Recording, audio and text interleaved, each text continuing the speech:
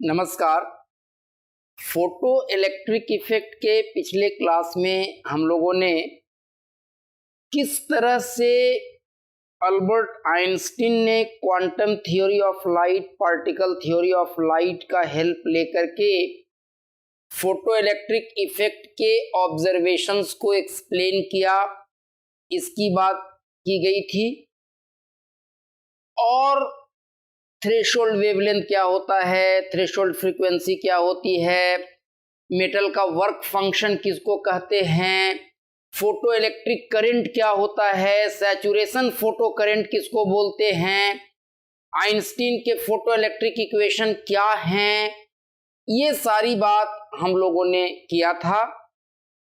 और आप याद कीजिए, हम लोगों ने बताया था कि अगर न्यू फ्रीक्वेंसी का लाइट इंसिडेंट होता है किसी मेटल के सरफेस पर, जहां पर कि न्यू उस मेटल के थ्रेशोल्ड फ्रीक्वेंसी से ज्यादा है, तो आइंस्टीन का फोटो इलेक्ट्रिक इक्वेशन हम लोग लिखते थे H nu is equal to H nu not, where nu not is threshold frequency, plus K max of ejected electrons.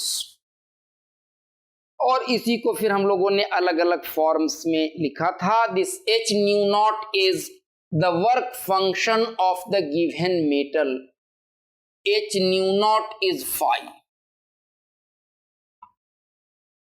So this is basically the Einstein's photo electric equation. और जो NEET की परीक्षा में AIPMT में ज्यादातर सवाल पूछे जाते हैं, न्यूमेरिकल क्वेश्चंस, वो इसी आइंस्टीन्स फोटो इलेक्ट्रिक इक्वेशन पर आधारित सवाल पूछे जाते हैं। एक कॉन्सेप्ट हम लोग यहां डिस्कस करना चाहेंगे, स्टॉपिंग पोटेंशियल, या इसी को बोलते हैं रिटार्डिंग पोटेंशियल। इसका क्या कॉन्सेप्ट है? तो सपोज कीजिए एक कोई डिस्चार्ज ट्यूब है, और इस डिस्चार्ज ट्यूब में ये पॉजिटिव इलेक्ट्रोड है और ये निगेटिव इलेक्ट्रोड है। तो फील्ड है इधर से इधर,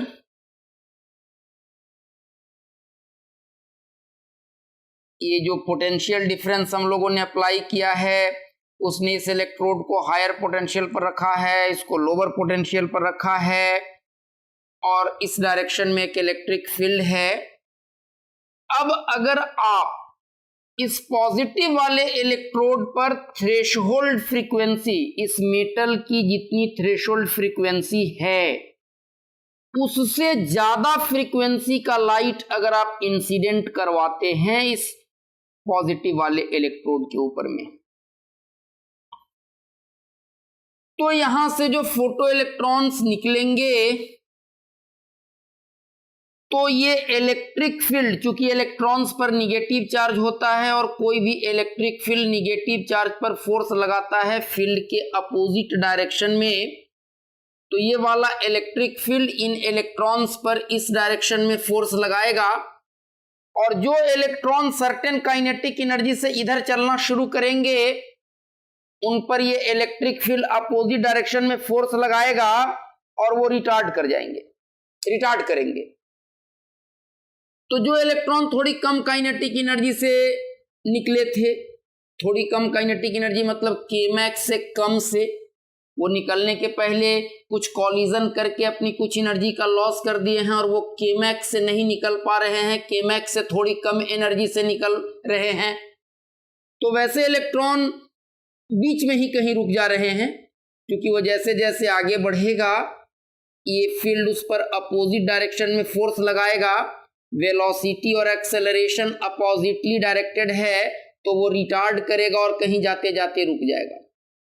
इवन उतना पोटेंशियल डिफरेंस जितना पोटेंशियल डिफरेंस इन दोनों इलेक्ट्रोड्स के बीच अप्लाई कर देने पर इतना ज्यादा इलेक्ट्रिक फील्ड इनके बीच डेवलप कर जाए कि इवन जो फास्टेस्ट इलेक्ट्रॉन हैं, जो केमैक्स से निकलते हैं, मैक्सिमम पॉसिबल काइनेटिक एनर्जी से निकलते हैं, वैसे फास्टेस्ट इलेक्ट्रॉन्स भी इस इलेक्ट्रोड तक पहुंचते पहुंचते रुक जाएं, जस्ट इसको स्ट्राइक करने के पहले वो स्टॉप कर जाएं और ये फील्ड उसको वापस ले आए।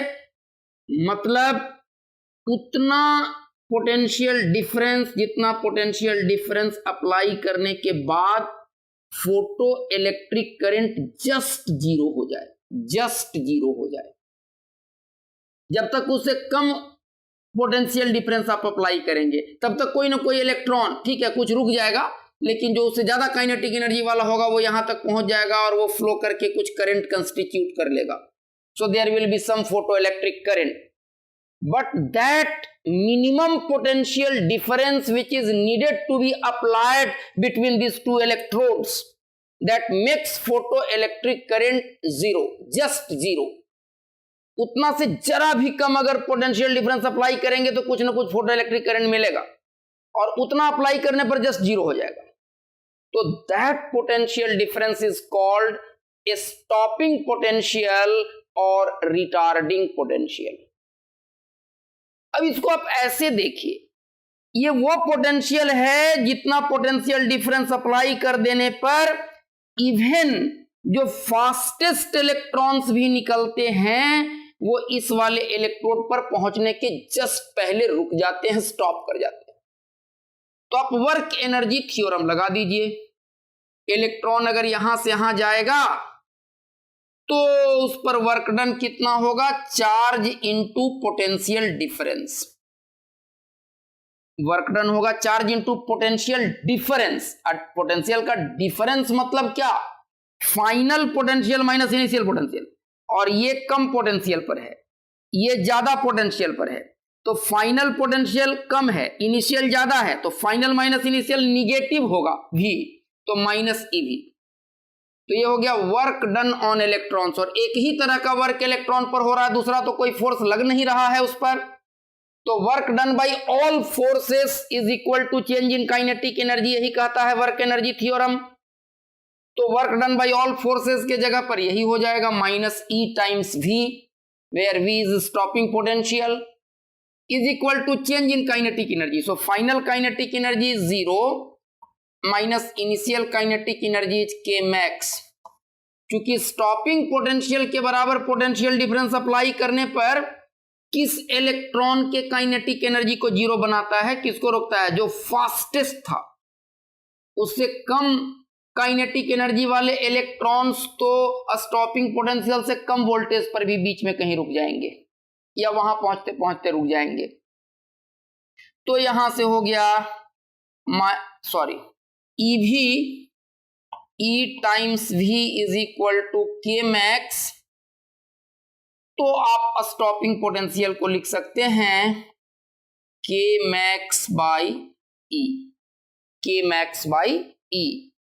तो आप आइंस्टीन के फोटो इलेक्ट्रिक इक्वेशन को अब आप लिख सकते हैं H nu is equal to H nu not plus E times V, या HC by lambda is equal to HC by lambda not, where lambda not is threshold wavelength, plus E times V। That implies, अगर आप इसको ऐसे लिख दें, 1 by lambda is equal to 1 by lambda not plus EV by HC। That implies 1 by lambda is equal to E upon HC times V plus 1 by lambda not. Given metal के लिए threshold wavelength भी fixed होगा और electron का charge, speed of light in vacuum, Planck's constant, ये सारी चीजें तो कांस्टेंट हैं ही। तो अगर इसको y बोलें तो और इसको x बोलें तो y is equal to m x plus c के तरह का इक्वेशन आ गया।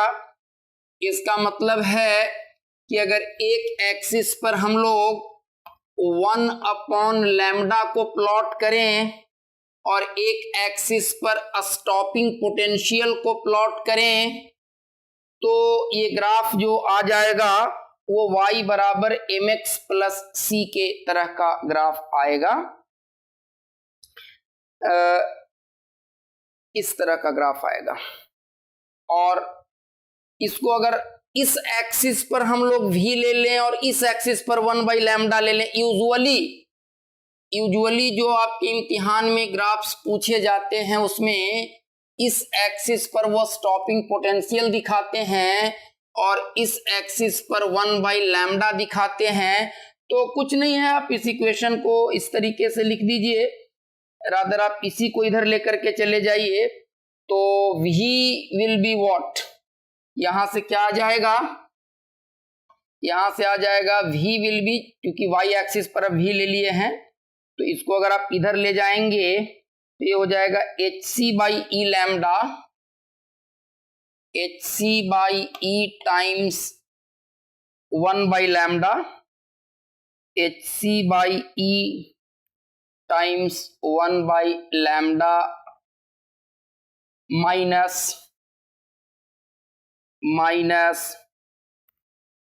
hc by e lambda naught, hc by e lambda not. तो इसको प्लस इतना लिख सकते हैं, तो y is equal to m x plus c के तरह का है। तो ये ग्राफ कुछ ऐसा मिलेगा। अब जरा देख लीजिए,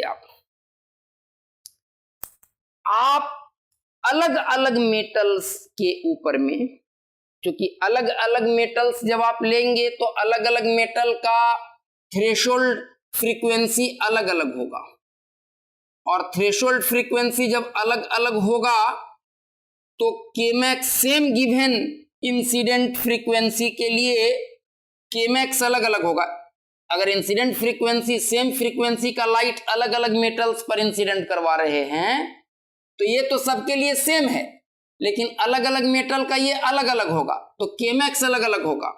और केमैक्स अलग अलग होगा तो अलग अलग मेटल का स्टॉपिंग पोटेंशियल अलग अलग होगा। तो स्टॉपिंग पोटेंशियल अगर अलग अलग होगा मींस व्हाट, इसका जो इंटरसेप्ट कटेगा इस पर वो अलग अलग कटेगा इस वाले लाइन पर। तो ये मेटल 1 के लिए आप कह सकते हैं कि ग्राफ है, और ये मेटल 2 के लिए है, और उसी तरह से मेटल 3 मेटल 4 के लिए आप ले सकते हैं। लेकिन आप जरा यहां पर ये सोचिए कि कोई भी मेटल हो उसका इंटरसेप्ट इस वाले एक्सिस पर अलग अलग मिलेगा, लेकिन स्लोप सबका सेम मिलेगा, because slope is hc by e. जो सारी चीजें कांस्टेंट हैं, तो कोई भी मेटल ले v वर्सेस 1/लैम्डा का स्लोप सारे मेटल्स के लिए सेम होगा। तो अगर ये थीटा है तो ये सब में थीटा होने वाला है। इसी तरह से एक ग्राफ लोग पूछते हैं कि सपोज कीजिए एक एक्सिस पर हम लोग फोटो इलेक्ट्रिक करंट प्लॉट करें, इस पर फोटो इलेक्ट्रिक करंट प्लॉट करें इस वाले एक्सिस पर, और इस वाले एक्सिस पर हम लोग फ्रीक्वेंसी प्लॉट करें, इंसिडेंट लाइट की फ्रीक्वेंसी। तो क्या हो जाएगा, अगर आप इंसिडेंट लाइट का फ्रीक्वेंसी बढ़ाएंगे, या इसको ऐसे हम लोग इसमें भी एक दूसरा ग्राफ लेते हैं, इसमें भी हम लोग एक दूसरा ग्राफ खींचते हैं जो आपके इम्तिहान में पूछा जाता है।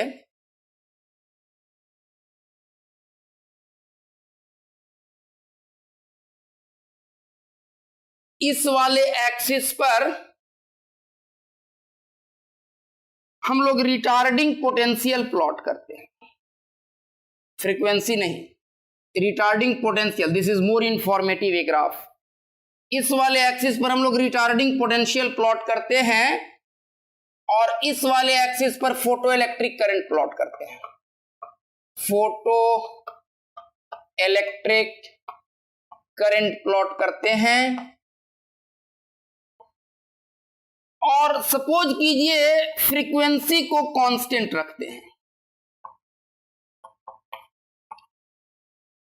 मतलब हर बार सेम फ्रीक्वेंसी का लाइट इंसिडेंट करवा रहे हैं, लाइट की फ्रीक्वेंसी चेंज नहीं कर रहे हैं। तो मेटल सेम है, सेम मेटल पर सेम फ्रीक्वेंसी का लाइट इंसिडेंट करवा रहे हैं। मेटल सेम है तो वर्क फंक्शन बदलेगा नहीं, और हर बार सेम फ्रीक्वेंसी का लाइट इंसिडेंट करवा रहे हैं तो केमैक्स हर बार सेम होगा, और केमैक्स हर बार सेम होगा तो रिटार्डिंग पोटेंशियल हर बार सेम मिलेगा, लेकिन इंटेंसिटी बदल रहे हैं। Energy, amount of energy incident per second over per unit surface area of metal, ये बढ़ा रहे हैं। ये कैसे बढ़ेगा? तो अगर फ्रीक्वेंसी सेम है तो लाइट के एक पार्टिकल, एक क्वांटा, एक फोटोन की एनर्जी सेम रहेगी, और अब ज्यादा एनर्जी इंसिडेंट करवाना है तो अब नंबर ऑफ फोटॉन्स ज्यादा इंसिडेंट करवाएंगे। तो नंबर ऑफ फोटॉन्स ज्यादा इंसिडेंट करवाएंगे तो नंबर ऑफ फोटो इलेक्ट्रॉन्स ज्यादा निकलेंगे, लेकिन हर फोटोन की एनर्जी सेम है, क्योंकि फ्रीक्वेंसी नहीं बदल रहे हैं, एच न्यू सबका सेम है, hc/λ सबका सेम है, इसलिए सारे इजेक्टेड फोटो इलेक्ट्रॉन्स का मैक्सिमम काइनेटिक एनर्जी सेम रहेगा, तो रिटार्डिंग पोटेंशियल सेम रहेगा। लेकिन अब ज्यादा फोटोन पर सेकेंड इंसिडेंट होंगे, इंटेंसिटी बढ़ा रहे हैं, तो जाहिर सी बात है कि अब ज्यादा फोटो इलेक्ट्रॉन्स निकलेंगे पर सेकेंड, तो फोटो इलेक्ट्रिक करंट बढ़ेगा। फोटो इलेक्ट्रिक करंट बढ़ेगा लेकिन रिटार्डिंग पोटेंशियल सेम रहेगा, तो इसका ग्राफ कुछ इस तरीके का आपको मिलेगा। हम लोग फोटो इलेक्ट्रिक करंट एक सर्टेन वैल्यू पर जाकर के कांस्टेंट हो जाएगा, जब जितने भी फोटो इलेक्ट्रॉन्स निकले अगर सारे के सारे फ्लो कर जाएंगे तो इस तरीके का ग्राफ होता है। ये मान लीजिए कि एट इंटेंसिटी आई है, और अगर अब इंटेंसिटी हम लोग बढ़ा दिए, डबल कर दिए तो फोटो इलेक्ट्रिक करंट बढ़ेगा, photo electric current will increase but retarding potential will remain same. अगर और ज्यादा इंटेंसिटी बढ़ा दिए तो फोटो इलेक्ट्रिक करंट और ज्यादा बढ़ेगा, बट किसी भी कीमत पर रिटार्डिंग पोटेंशियल बदलने वाला नहीं है। तो ये इस तरह के फोटो इलेक्ट्रिक आइडिया पर आधारित, फोटो इलेक्ट्रिक इफेक्ट के आइडिया पर आधारित इस तरह के कुछ ग्राफ्स भी आपके इम्तिहान में पूछे जा सकते हैं। और एक चीज और हम लोग बता देना चाहेंगे कि जैसा कि मैंने कहा था पिछले क्लास में कि बहुत दिनों तक ये विवाद चलता रहा कि आखिरकार लाइट है क्या। शुरू के दिनों में न्यूटन ने कॉर्पस्कुलर थ्योरी ऑफ लाइट दिया, जिसके मुताबिक हम लोग ये मानते थे कि light is made up of particles. उसके बाद हाइगन ने प्रपोज किया कि नहीं, लाइट को वेव कैरेक्टर होता है, लाइट इज ए वेव। और 1905 में जब फोटो इलेक्ट्रिक इफेक्ट डिस्कवर हुआ तो हम लोगों ने फिर से पार्टिकल थ्योरी का हेल्प ले लिया और फोटो इलेक्ट्रिक इफेक्ट को एक्सप्लेन कर सके। तो आखिर है क्या? आप कभी इसको पार्टिकल मान लेते हैं, कभी वेव मान लेते हैं, व्हाट इट इज। तो ये फैसला, ये द्वंद्व चलता रहा और 1915 में लुइस डी ब्रॉगली ने मैटर वेव का कॉन्सेप्ट दिया और वेव पार्टिकल डुअलिटी की बात किया इनकी पीएचडी की थीसिस सबमिट हुई नेचर लव्स सिमेट्री के ऊपर में, और तब जाकर के ये मामला सुलझा जिसमें इन्होंने ये कहा कि साहब इस दुनिया में जितने भी तरह की चीजें हैं उनके पास ऑलवेज दोनों कैरेक्टर होता है, पार्टिकल कैरेक्टर भी होता है और वेव कैरेक्टर भी होता है। वो फिजिकल कंडीशन कैसा है वो तय करता है कि उसका कौन सा कैरेक्टर एक्सप्रेस्ड होगा और कौन सा कैरेक्टर सप्रेस्ड रहेगा। तो लाइट के पास भी ऑलवेज दोनों कैरेक्टर होता है। Light is particle as well as wave. और जितने भी मेटेरियल पार्टिकल हैं, मेटेरियल पार्टिकल मतलब particle has finite mass and it has finite dimension, shape, size. तो जितने भी मेटेरियल पार्टिकल्स हैं उनके साथ भी एक वेव फेनोमेना अटैच्ड होता है। ये दूसरी बात है कि उनका पार्टिकल कैरेक्टर ज्यादा डोमिनेट करता रहता है, पार्टिकल कैरेक्टर ज्यादा एक्सप्रेस्ड रहता है। लेकिन अगर m मास का कोई पार्टिकल किसी इनर्शियल फ्रेम के रिलेटिव v स्पीड से मोशन कर रहा है तो उसका लीनियर मोमेंटम हो जाएगा mv। तो इतना लीनियर मोमेंटम के साथ मोशन करने वाला पार्टिकल h/p मतलब कि h/mv वेवलेंथ के एक वेव की तरह बिहेव करेगा। आप कह सकते हैं कि उस पार्टिकल के साथ उसके चारों तरफ इतने वेवलेंथ का एक वेव फेनोमेना भी अटैच्ड है, वो इतने वेवलेंथ का एक वेव भी प्रोड्यूस कर रहा है। So a particle having a linear momentum of p is equivalent to a wave having wavelength of h/p। तो जितने भी मटेरियल पार्टिकल हैं उनके पास एक वेव कैरेक्टर भी उनके साथ एसोसिएटेड होता है और इसको कहा गया वेव पार्टिकल डुअलिटी और इसी को कहा गया मैटर वेव। तो every material particle having some momentum whose mass is m and is moving with speed v relative to a frame will behave like a wave of wavelength h/p or h/mv and this was termed as matter wave। तो अब हम लोग जो भी theory में पढ़े हैं उसके आधार पर कुछ न्यूमेरिकल क्वेश्चन बना करके और उन कॉन्सेप्ट्स को और ज्यादा उनमें क्लैरिटी लाने की कोशिश करते हैं। ये क्वेश्चन नीट 2017 में पूछा गया था। The photoelectric threshold wavelength of silver is this. Threshold wavelength means what? Threshold wavelength means lambda not. So lambda not of silver is given to be equal to 3250 into 10 to the power minus 10 metre. कहने का मतलब 3250 angstrums।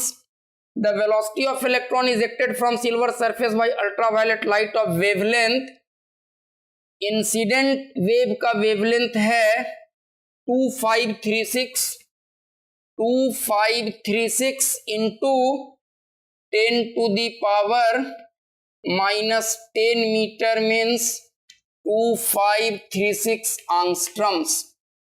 तो पूछा यह गया है कि the velocity of the electron ejected from silver surface. थोड़ी सी गड़बड़ी है इस सवाल के फ्रेमिंग में। देखिए मैंने कहा है ना कि आप अगर थ्रेशोल्ड वेवलेंथ से कम वेवलेंथ का लाइट इंसिडेंट करवाते हैं तो इलेक्ट्रॉन निकलेंगे, फोटो इलेक्ट्रॉन निकलेंगे। लेकिन सारा का सारा फोटो इलेक्ट्रॉन, देखिए यहां थ्रेशोल्ड वेवलेंथ से कम वेवलेंथ का लाइट इंसिडेंट करवाया गया है तो फोटो इलेक्ट्रॉन्स निकलेंगे, लेकिन वो सारे इलेक्ट्रॉन केमैक्स से निकले ये जरूरी नहीं है। अगर वो निकलने के पहले सर्टेन नंबर ऑफ कॉलिजन्स कर लिए तो जो फोटो इलेक्ट्रॉन्स निकलेंगे उनकी काइनेटिक एनर्जी केमैक्स से कम होगी, तो उनका स्पीड वीमैक्स से कम होगा। सिंपली स्पीड पूछने का कोई मतलब नहीं है। स्पीड में है एनी वैल्यू बिटवीन 0 एंड के मैक्स, 0 एंड वी मैक्स। तो जब ये स्पेसिफाई नहीं किए हैं कि कौन सा स्पीड जानना चाहते हैं, तो ऐसे सवालों में हमें प्रिज्यूम कर लेना चाहिए कि शायद ये maximum possible speed of ejected photo electrons जानना चाह रहे हैं।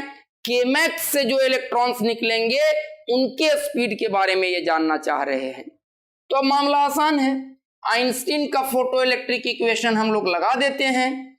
तो वो क्या कहते हैं, वो है hc by lambda is equal to hc by lambda not plus K max, मतलब half into mass of electron into V max square, और यही वी मैक्स को जानना चाहते हैं।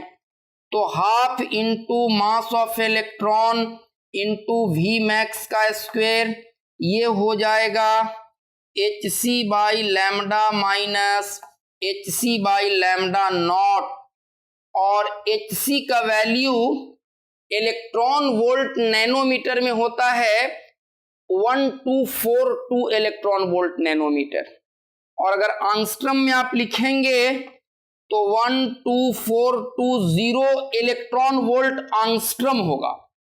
और नीचे में आंगस्ट्रम में है वेवलेंथ, तो आंगस्ट्रम से आंगस्ट्रम कट जाएगा और जो चीजें आएंगी वो इलेक्ट्रॉन वोल्ट में आएंगी।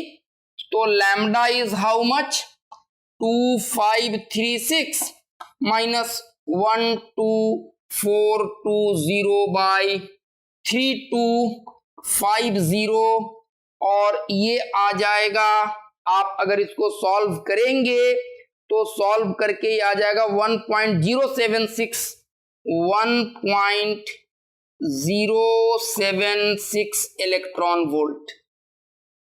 और इलेक्ट्रॉन वोल्ट को अगर आप जूल में बदलना चाहेंगे तो क्या करना पड़ेगा, इलेक्ट्रॉन वोल्ट को जूल में बदलने के लिए 1.6 into 10 to the power minus 19 से हमें इसको मल्टीप्लाई करना पड़ेगा।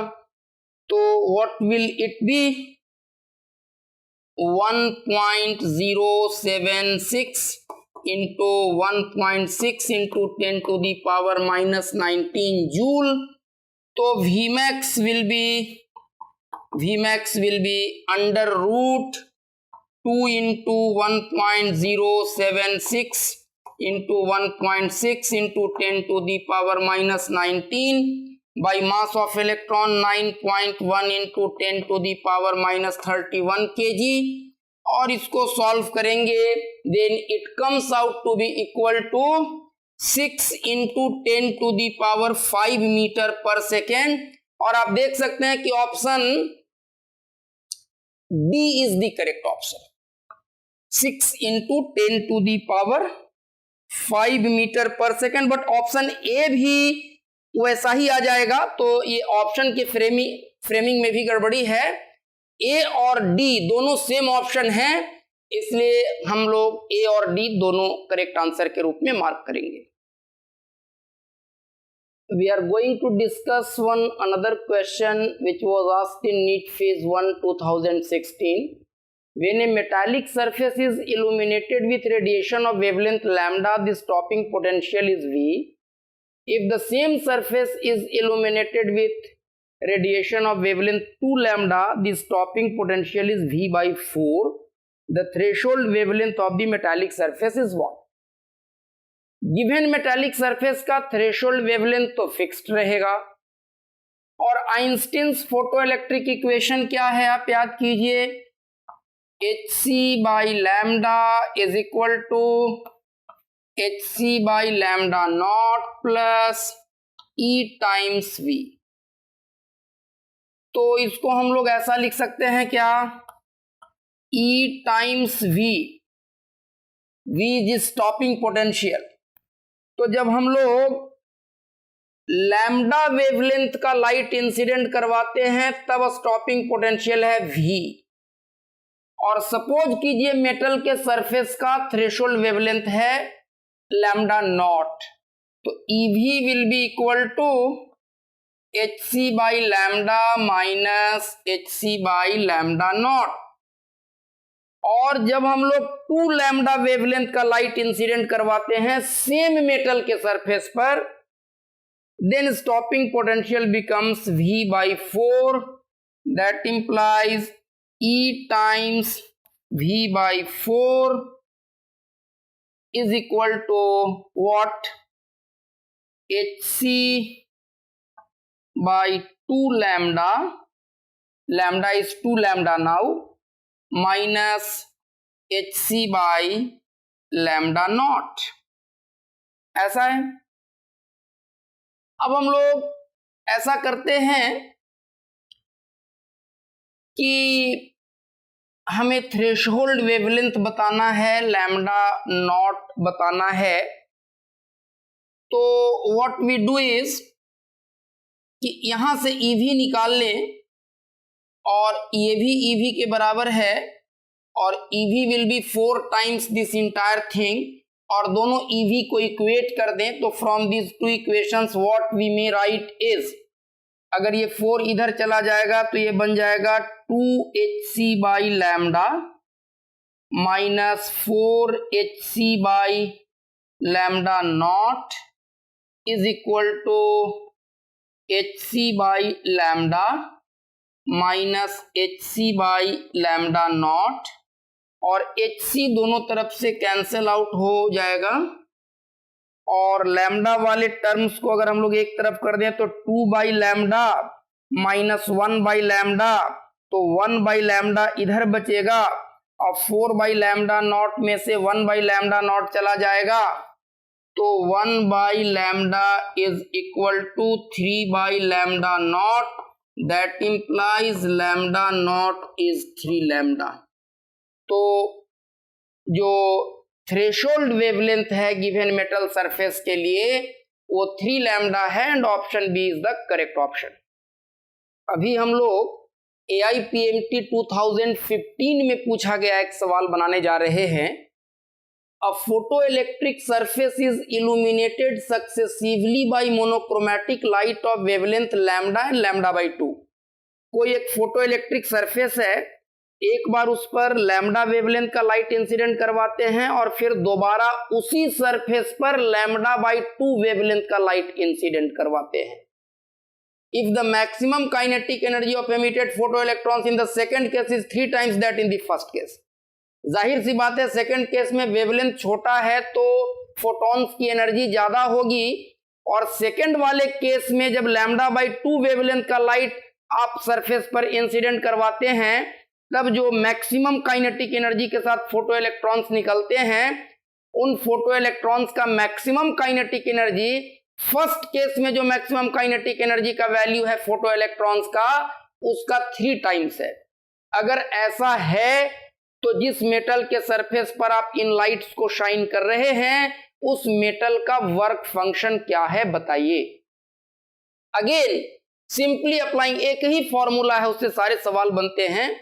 Again we simply apply the Einstein's photoelectric equation.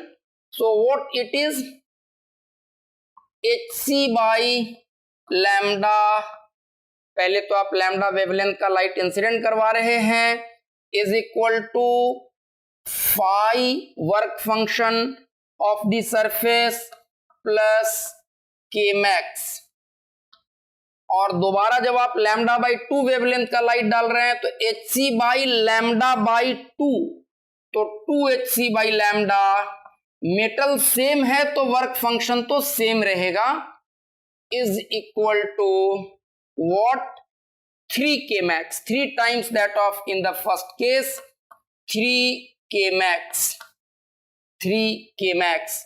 तो अब हम लोग ऐसा कर सकते हैं, ऊपर वाले इक्वेशन को 3 से मल्टीप्लाई करवा दें दोनों तरफ, तो 3hc by lambda is equal to 3 phi plus 3k max, और फर्स्ट इक्वेशन में से सेकंड इक्वेशन को सब्ट्रैक्ट कर दीजिए, तो लेफ्ट हैंड साइड से लेफ्ट हैंड साइड को सब्ट्रैक्ट कीजिए तो लेफ्ट हैंड साइड में बच जाएगा hc by lambda is equal to 3 phi में से फाई चला जाएगा तो 2 फाई, और 3k max minus 3k max 0 हो जाएगा, और यहां से वर्क फंक्शन का और आंसर आ जाएगा hc/2 lambda. So the work function of the given metal surface is hc/2 lambda. हम लोगों ने शायद इसका ऑप्शन नहीं लिखा था। ऑप्शंस आर 2hc/लैम्डा, 2hc/लैम्डा and hc/3 lambda. C was hc/2 lambda and hc/lambda. So we have seen the correct answer is hc/2 lambda. So C is the correct answer. ये सवाल नीट 2013 में पूछा गया है। The photo electric emission from certain metal, for photoelectric emission from certain metal the cutoff frequency is new. Cutoff frequency means threshold frequency, वही cutoff frequency है। उतना frequency का लाइट इंसिडेंट करवाएंगे फोटो इलेक्ट्रॉन्स निकलेंगे, उससे ज्यादा का लाइट इंसिडेंट करवाएंगे फोटो इलेक्ट्रॉन्स निकलेंगे, उससे कम का लाइट इंसिडेंट करवाएंगे तो फोटो इलेक्ट्रॉन्स नहीं निकलेंगे। सो this is cut off wavelength. Cut off wavelength means threshold frequency.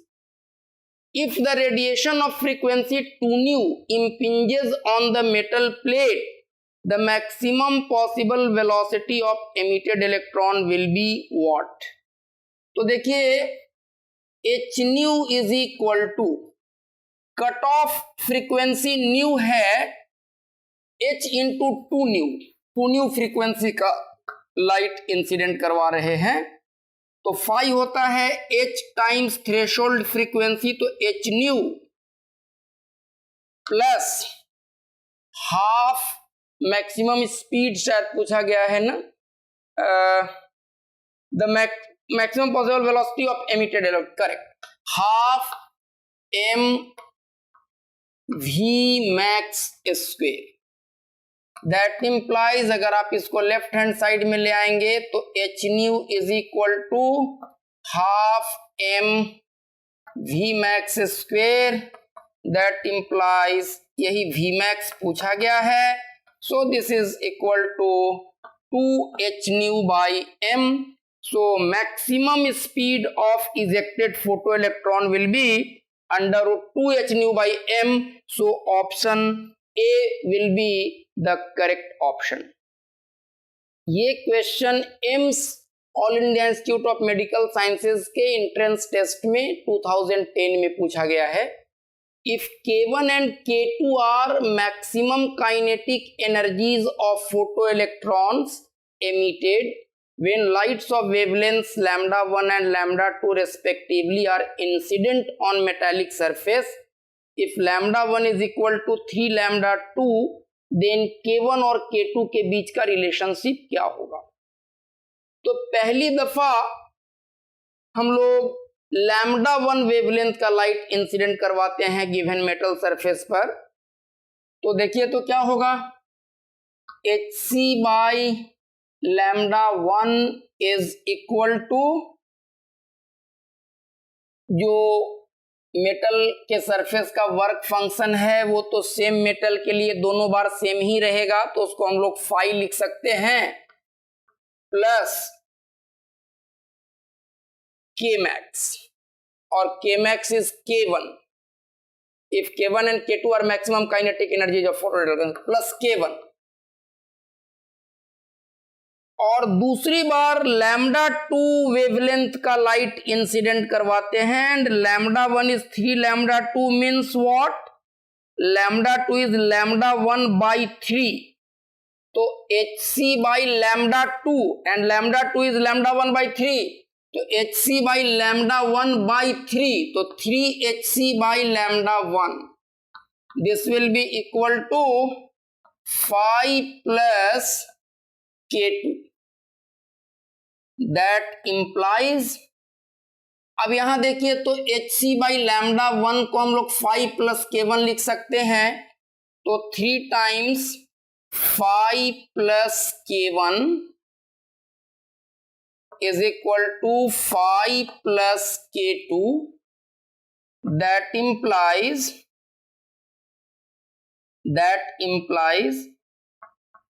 K1 या 3 times K1 is equal to 5 minus 3 5 2 5 minus 2 5, तो K2 minus 2 5, that implies K1 is equal to K2 by 3 minus 2 by 3 5।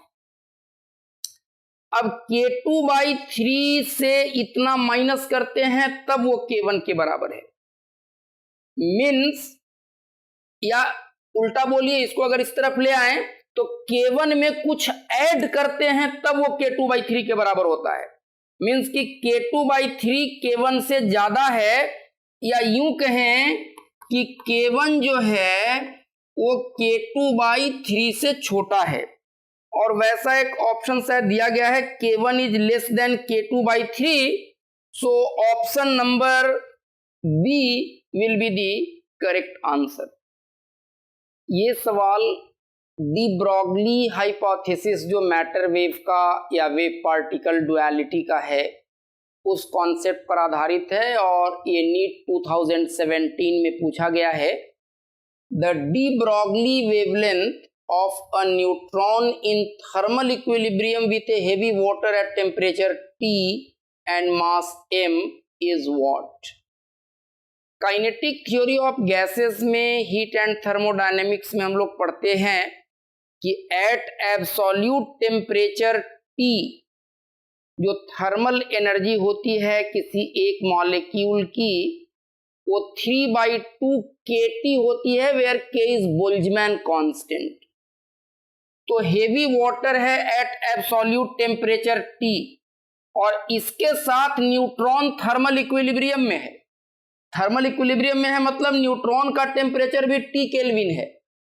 तो अगर neutron का temperature T kelvin है तो according to kinetic theory of gases neutron के kinetic energy को हम लोग लिख सकते हैं 3/2 kT।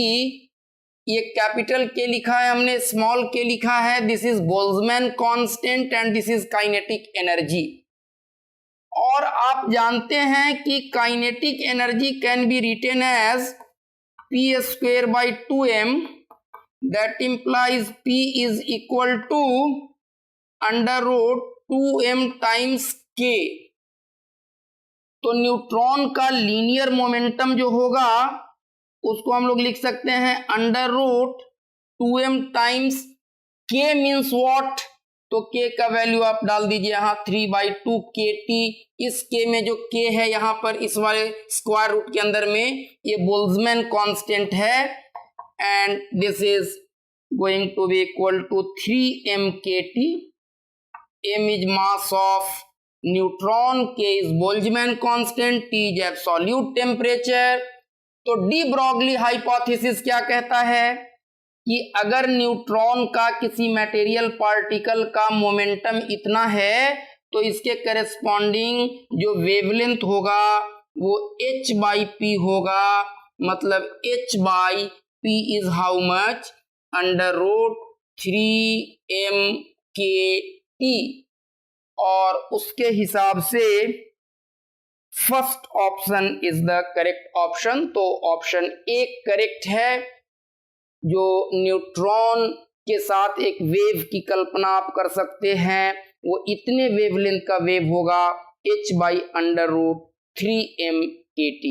तो इस तरह से हम लोगों ने फोटो इलेक्ट्रिक इफेक्ट और wave particle duality D Broglie hypothesis के कॉन्सेप्ट को समझने की कोशिश किया और इन कॉन्सेप्ट्स पर आधारित कुछ सवाल हमने बनाए। मोस्टली हम लोगों ने जो प्रीवियस ईयर्स में डिफरेंट मेडिकल एंट्रेंस एग्जामिनेशंस में जो सवाल पूछे गए हैं उन सवालों को सॉल्व किया है मैंने, जिससे आप एक कॉन्फिडेंस बढ़ा सकें अपना कि ये एक्चुअल ये क्वेश्चंस हैं जो हमारे एंट्रेंस टेस्ट्स में पूछे गए हैं, इसी स्तर के सवाल आते हैं and this I can do.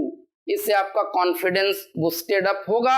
इसके अलावा आप कुछ और ज़्यादा सवाल खुद से बनाएं। कोई परेशानी होती है आप कमेंट्स में लिखें और नेक्स्ट क्लास में हम लोग अगले चैप्टर में मॉडर्न फिजिक्स में आगे बढ़ेंगे। Thank you very much.